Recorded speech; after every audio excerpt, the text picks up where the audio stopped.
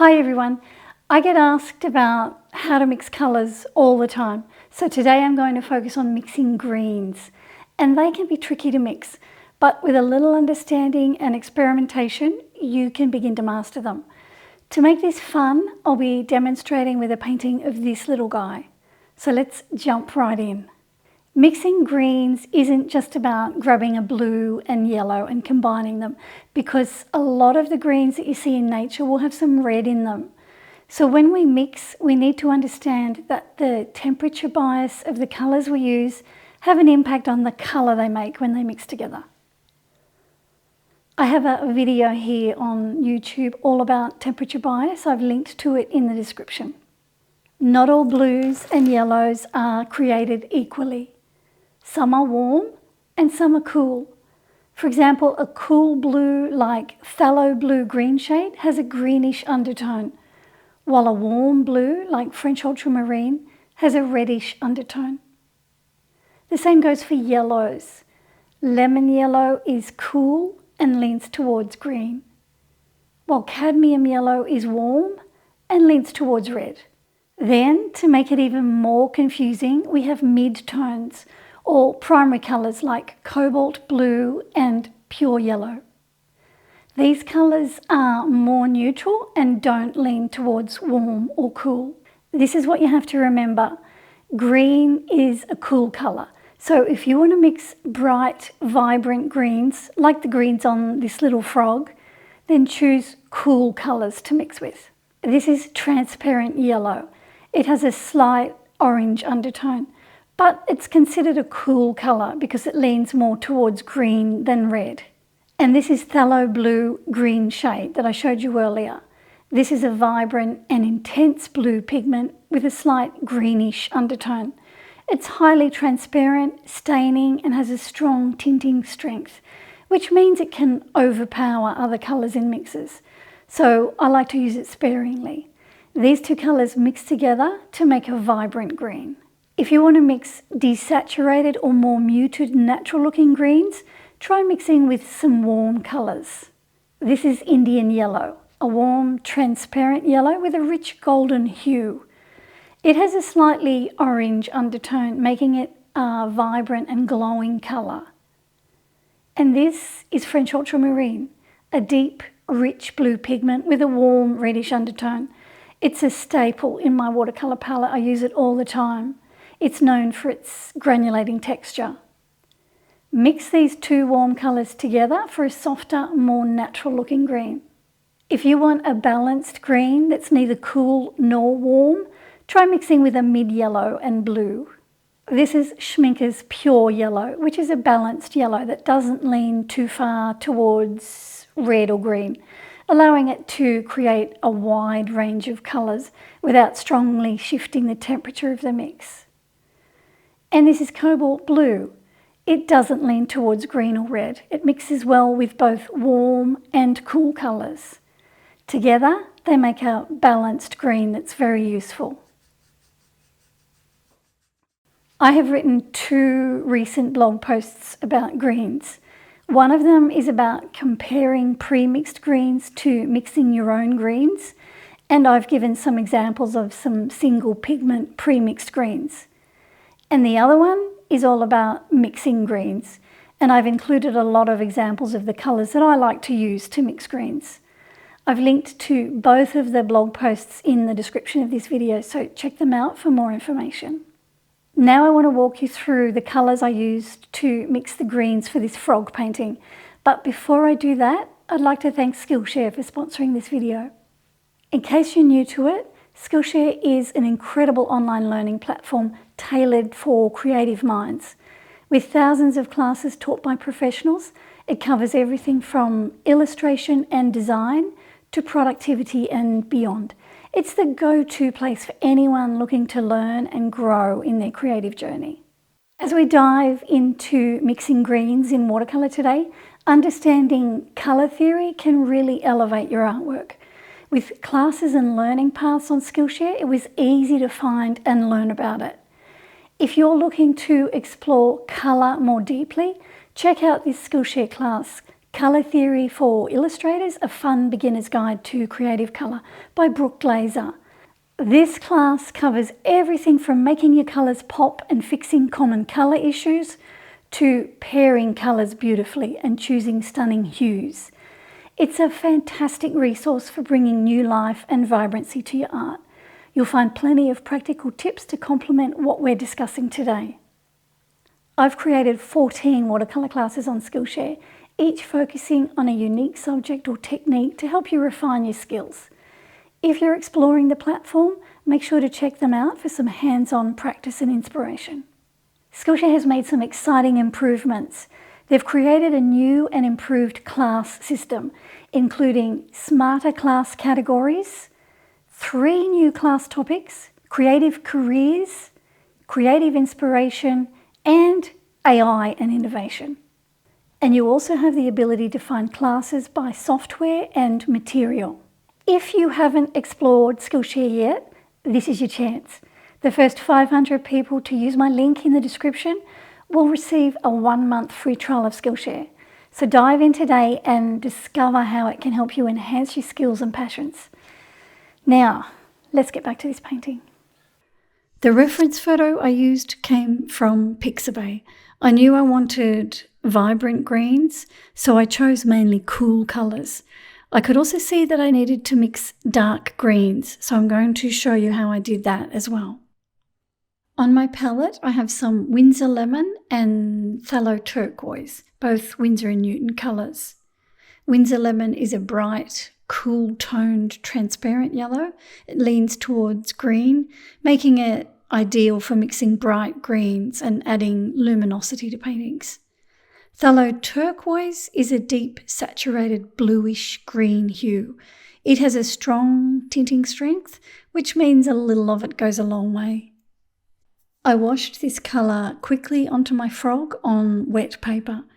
I decided to paint the background in at the same time, so when I wet the paper, I wet all of it, not just the frog. I'll build on this colour. It will be the lightest green on the frog.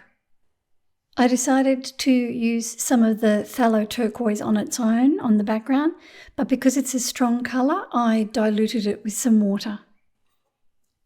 I've got my board on an angle here and I'm painting it quickly onto the wet background. When it dries, it will be quite a lot paler than this.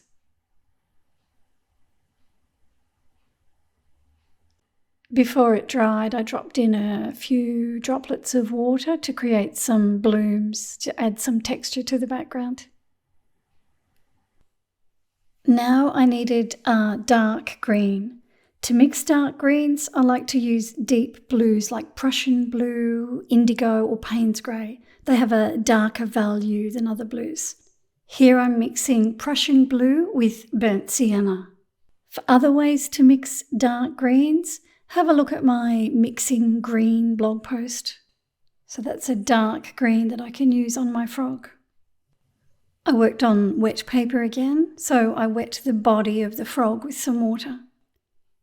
I went back to my initial mix of green, which was the Winsor Lemon and Phthalo Turquoise, and I mixed some more pigment into the mix, so I wanted it to be darker this time.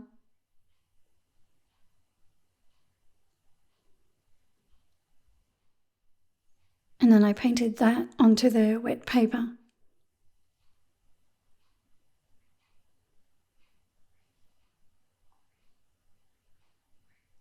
The paint bled over the wet paper, giving me those soft edges.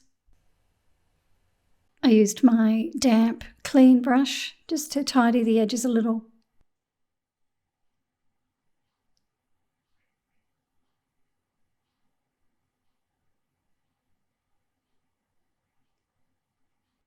And then I used a smaller brush and the dark green that I mixed, and I painted that in the dark areas on the belly.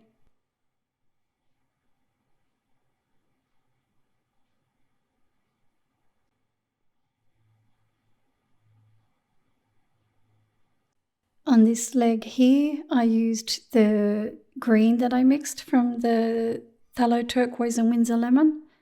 And then before it dried, I charged in some of the Phthalo turquoise.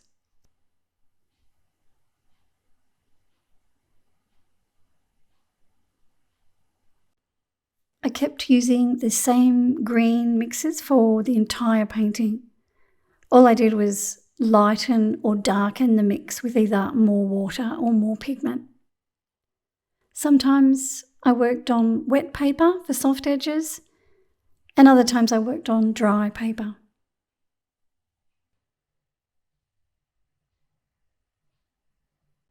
Another thing to consider when you're mixing colours is their pigment properties. Think about whether you need to do some lifting after the paint has dried. You do that to create highlights, and that's something I neglected to do with this painting. Winsor Lemon and Phthalo Turquoise are both staining colours, but luckily I didn't paint too heavily, and I'm using good quality paper. This is Arches Cold Press 640 GSM paper. My eradicator brush is lifting the paint fairly easily to create those little highlights. I use the brush wet on dry paper. For the eye, I needed more of a lemony green, so all I did was add more of the yellow to my green mixture. So that's the yellow mixed with the Phthalo turquoise. I needed a really dark colour, so again I just used those two dark colours, the Prussian blue and the burnt sienna, and I mixed them together with very little water in them. And that's what I used in these darkest areas around the eye. Just a really, really dark green, almost black. For the stem that the frog is sitting on, I needed an olive or warmer, more muted green. So I used the colours already on my palette. I took the Winsor Lemon, mixed it with the burnt sienna, which was my only warm colour, and then I mixed it in with the green that was already on the palette. And then I painted that on wet paper.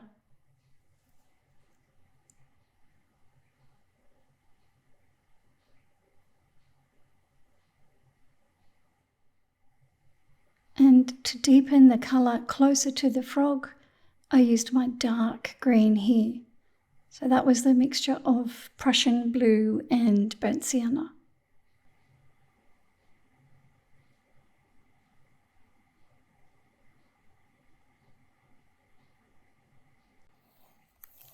So I used mainly cool colours on this frog, and for the frog above there I used a mid-yellow and a cool blue.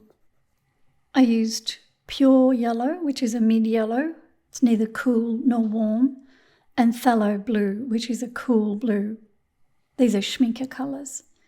And those two colours gave me that beautiful grassy green that I used on that frog. So there you have it. Whether you're after bright, vibrant greens or something a bit more muted, the key is understanding the colours that you're working with. Be aware of whether they are cool colours or warm colours, and be willing to experiment. You won't learn unless you experiment.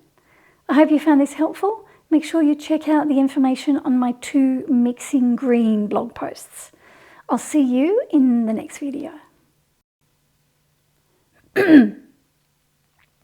This is what you have to, and this is phthalo blue. Understand. Have another drink.